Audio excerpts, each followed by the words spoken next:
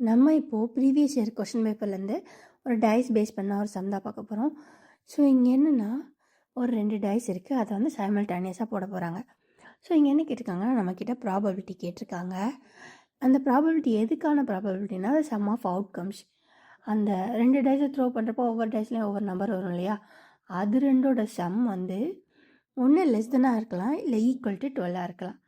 So அதோட probability தான் கேட்டிருக்காங்க. இப்போது 2 டைஸை ட்ரோ பண்ணுறோன்னா, ஸோ ஒவ்வொரு டைஸ்லேயும் 1லேருந்து 6 வர நம்பர்ஸ் வரும்.